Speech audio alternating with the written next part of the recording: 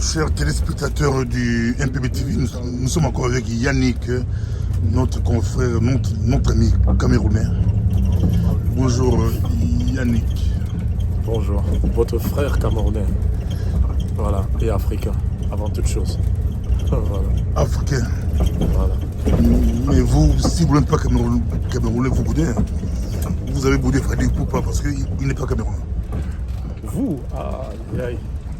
Non, je ne pense pas. Et vous oubliez que les Congo a chanté avec Pépé Calé, on a chanté Oman Beyik, Makaniki, Rosemilla. C'était tous les Congos. Oh oui, pour la légende de la Coupe du Monde de 86. Oui, parce que c'était des bons joueurs. Oui, tout à fait. Une belle équipe. Tout à fait. Les Congolais n'ont pas dit, nous aussi, on a des joueurs. Pourquoi vous chantez Rosemilla? Pourquoi vous chantez Makaniki, Oman Beyik? On a chanté le Cameroun. C'était l'Afrique. Bruxelles. Vous refusez de nous rendre l'ascenseur. Non. Il faudrait mettre fin à cette polémique. C'est une polémique pour moi qui n'a pas lieu d'être. Parce qu'en soi-même, je vais dire, il n'y a pas de souci. Fali Poupa, concernant Fali Poupa, Fali Poupa a été choisi par la COCAN, qui est le comité d'organisation de la Coupe d'Afrique des Nations, qui se joue en ce moment au Cameroun. Et la COCAN n'est nullement affiliée, ne dépend pas de la CAF ou alors de la FIFA. C'est un comité d'organisation nationale qui a choisi Fali Poupa. Donc ce qui veut dire que voilà, Fali Poupa a ses entrées au Cameroun. Il est aimé au Cameroun, il est aimé de la jeunesse camerounaise. Je pense même que c'est l'artiste le plus écouté. Et il est même parmi les artistes africains qui prestent le plus, je vais dire, en territoire camerounais. Donc en aucun cas Fali Poupa n'a été boudé. Donc il s'agit juste d'une frange d'artistes camerounais qui a pensé que bon, la Coupe d'Afrique, la compétition se joue chez nous, au Cameroun. Alors c'est un artiste camerounais qui aurait dû être mis en valeur. Mais l'opinion publique en général ne pense pas la même chose. Parce que la Coupe d'Afrique, tout d'abord, est une fête africaine. Et c'est l'Afrique qui gagne.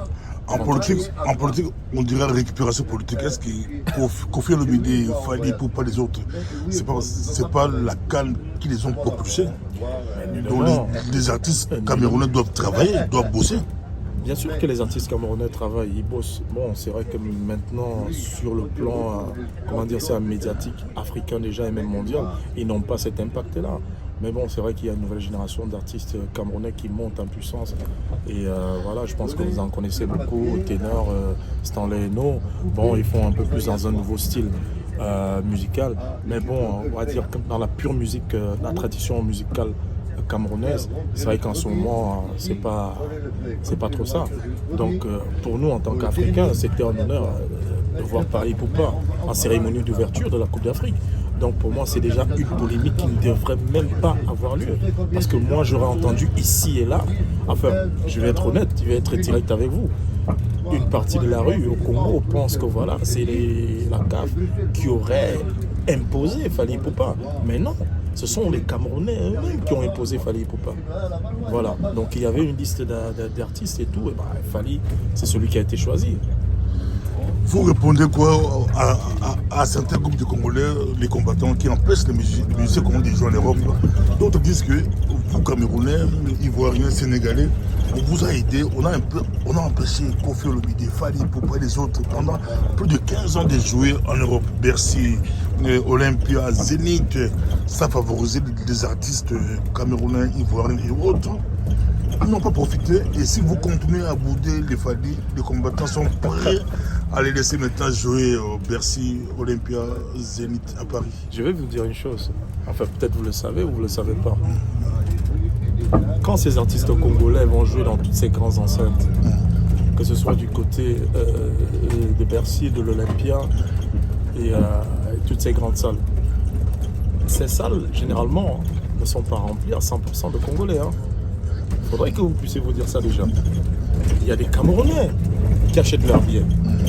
Et quand je dis qui achètent leurs billets, ce ne sont pas que des Camerounais vivant en France. Vous avez des Camerounais qui viennent de partout, qui viennent de l'Allemagne, qui viennent de la Belgique, qui viennent de la Suisse, qui viennent d'un peu partout pour venir à l'Olympia. Pour suivre les Werason, comme Werason à l'époque, pour suivre les JB Mpiana à l'époque.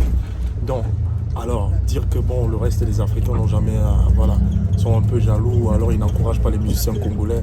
Mais franchement, ce serait mal connaître son propre continent. l'Afrique a toujours été derrière ces musiciens congolais. La preuve, même si vous allez au fond de la Guinée, vous verrez quand même qu'on joue de la musique congolaise et qu'on danse même cette musique congolaise. Parce que la musique congolaise n'appartient plus vraiment aux Congolais. C'est une musique africaine. Et sur le plan international, nous valorisons tous cette culture africaine. Et nous mettons en avant la musique congolaise parce que c'est la meilleure. Parce que c'est toujours l'Afrique qui gagne. C'est l'excellence de l'Afrique. Donc pour moi, ce sont des débats même qui ne devraient même pas avoir. Maintenant, vous avez le football, laissez-nous la musique. Mais d'autres Congolais disent non, nous aussi, on a été 2 fois champion d'Afrique. On a premier pays africain à pouvoir jouer la Coupe du Monde. Afrique noire, je précise. C'est les Zaïre du Congo. Vous-même, vous avez vu les Camerounais à l'heure. Les Congolais demandent un peu de respect, même au niveau football. Mais moi, je dis, laissez les Camerounais le football, qu'ils nous laissent un peu la musique. Mon cher aîné, je vais dire, jusqu'à la preuve du contraire, il n'y a jamais eu débat quand on parle de musique en Afrique.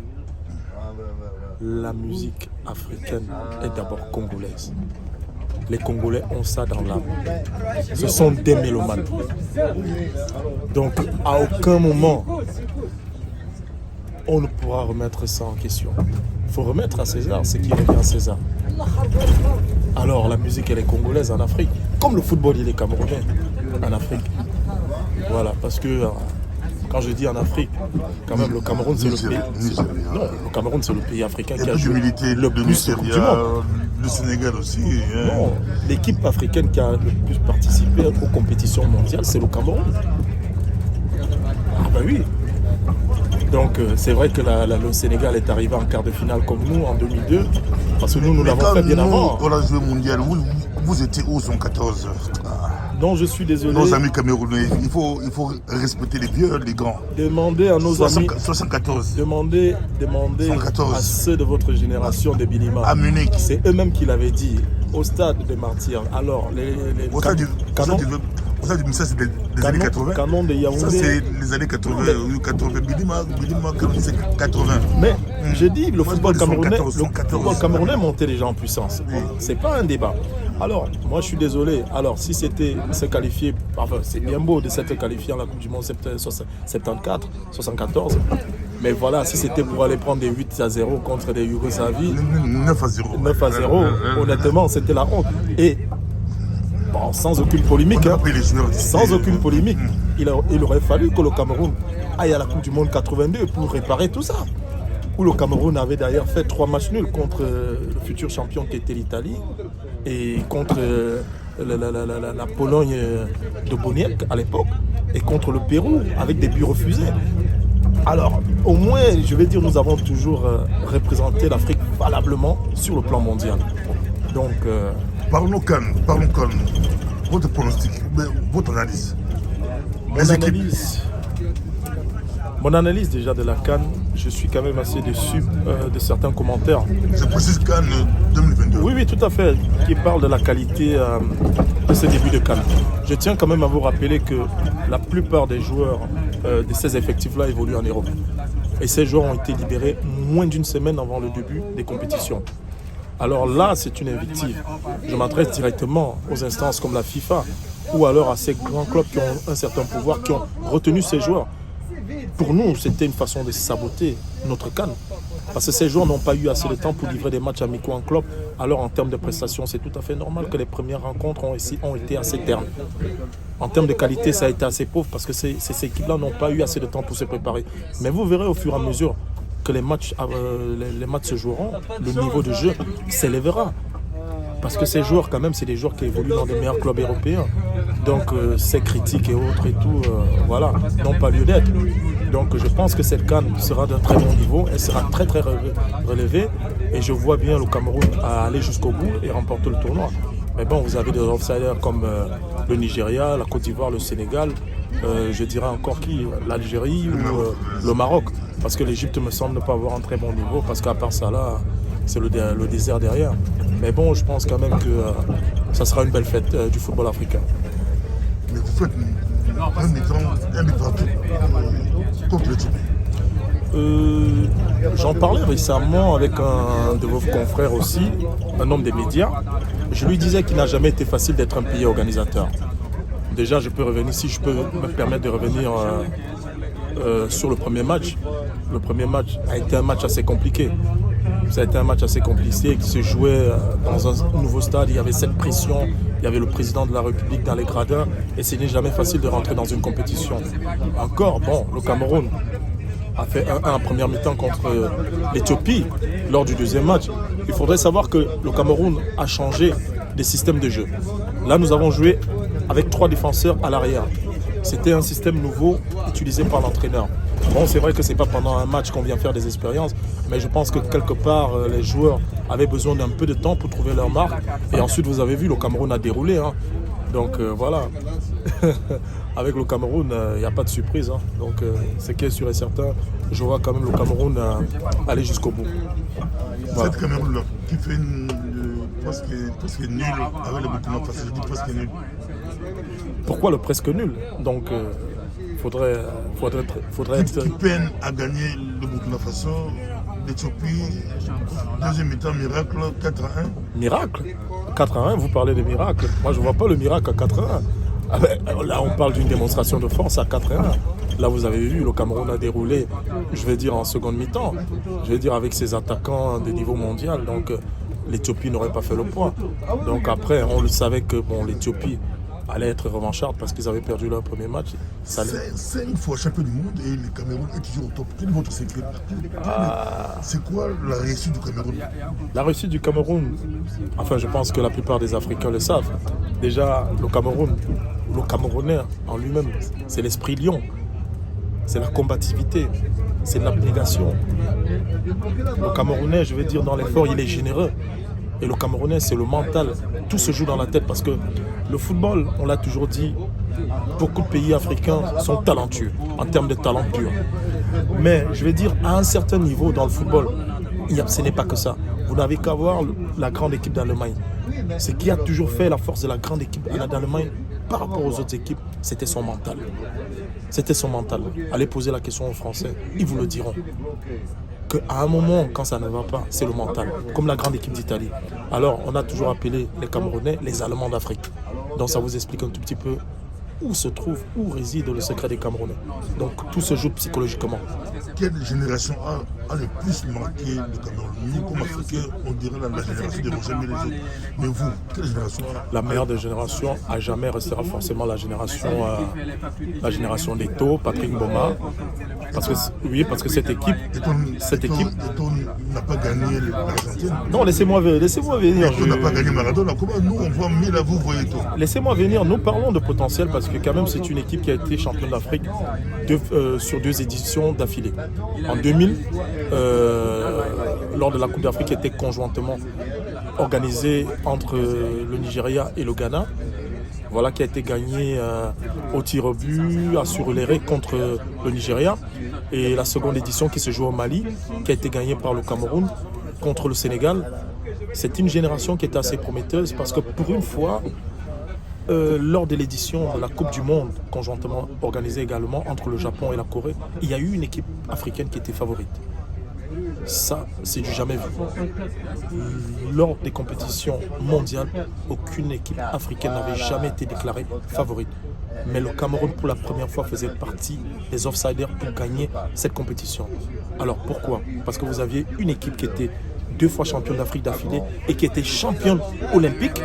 Parce que rappelez-vous, les Jeux olympiques de 2000 en Sydney, c'est cette génération d'Eto'o et d'Mboma qui avait eu la médaille d'or contre l'Espagne, de Xavi déjà à l'époque. Donc c'est pour vous dire que cette équipe avait du potentiel. Mais une fois de plus, cette compétition avait été gâchée, gangrénée par nos sempiternels problèmes d'organisation, de logistique de nos dirigeants, parce que les primes des joueurs n'avaient pas été payées. Dites-vous bien qu'on fait le voyage d'Europe pour aller du côté de l'Asie. Cette équipe avait voyagé quasiment pendant 24 heures pour livrer son premier match contre l'Irlande en 2002 lors de cette Coupe du Monde. Ce qui explique la mauvaise prestation du Cameroun lors de cette Coupe du Monde 2002. Donc, pour le puriste, celui qui connaît bien le football, il le sait, ça a été la meilleure génération camerounaise. Et nous espérons avoir une meilleure génération, peut-être pas que camerounaise, peut-être même congolaise aussi.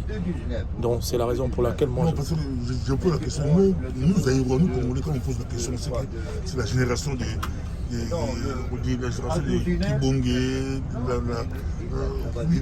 de Kibonge, les Kidoumou, la génération 114 qui a le plus marqué, bien qu'on a autre génération de Montoumé Santos, c'est le Kabongo. Malheureusement, ils n'ont jamais été champions d'Afrique. J'ai une réponse, hein. Ils n'ont jamais été. J'ai une réponse peut-être qui va satisfaire vos auditeurs. Vous savez, dans le football, il y a ce qu'on appelle le conflit des générations. Et j'ai souvent tendance à dire qu'on ne peut pas comparer certaines générations. Parce que le football mondial déjà a énormément évolué. Le football, comme il était conçu à l'époque, n'est plus le même aujourd'hui. Donc il y aura toujours ce conflit générationnel qui se posera. Alors, moi je peux vous comprendre, vous les nostalgiques du football de l'époque. Ce matin encore, vous et moi, nous en parlions à un jeune frère qui n'était pas encore né lors des années 90, quand le Cameroun avait créé ce coup de tonnerre au stade Giuseppe Meazza de Milan, lors du match d'ouverture de la Coupe du Monde 90, contre la grande équipe d'Argentine, de Burruchaga et de Diego Maradona, où le Cameroun avait gagné un but à 0.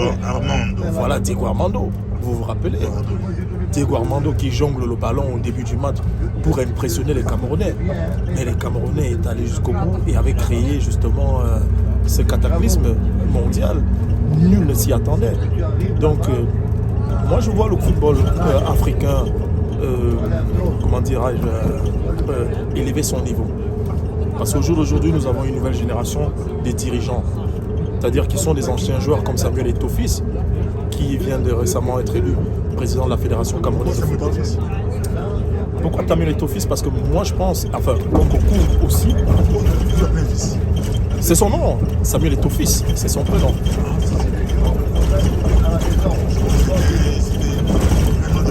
Quand on vous dit, nous sommes tous africains, quand on dit Samuel Eto'o-Fils, ça veut dire Samuel, fils d'Eto'o. Donc son prénom c'est Samuel. Son père s'appelle Eto'o. Son père s'appelle David. Son papa s'appelle David. Mais bon, alors on peut couper, on reprend.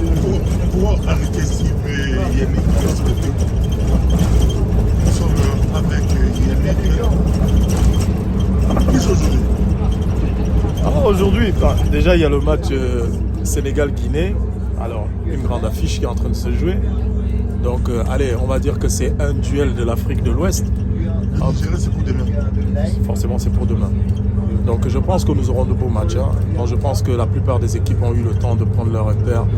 Et surtout, nous espérons que la compétition ne sera pas affectée par la Covid-19. Parce qu'entre les tests PCR qu'il faut faire chaque 2 jours, je pense quand même que alors si les conditions sanitaires sont respectées, je pense que nous aurons une belle compétition. Et surtout, si la FIFA ne nous met pas les bâtons dans les roues. Parce qu'on a quand même l'impression que cette instance-là va tout faire pour gâcher cette compétition. L'arbitrage, le gars a arrêté le match avant la fin, l'Afrique. C'est la raison pour laquelle je monte au créneau. Parce que j'ai bien l'impression qu'il y a eu manipulation quelque part. Parce qu'il faut pas oublier une chose. Hein. Ces arbitres-là ne sont pas des arbitres d'une fédération, ne sont pas des arbitres de la CAF. Ce sont avant toute chose des arbitres FIFA. Donc ils représentent cette instance qui est la FIFA. Alors nous ne savons pas pourquoi cet arbitre a arrêté le match avant son terme. Mais ce qui est sûr et certain, il y a déjà une enquête qui est en cours et très tôt on le saura. Mais nous avons quand même cette impression que la FIFA... J'ai vu les Français ironiser sur... Ce n'est pas nouveau. Ce n'est pas nouveau. Ils ont toujours dénigré l'Afrique.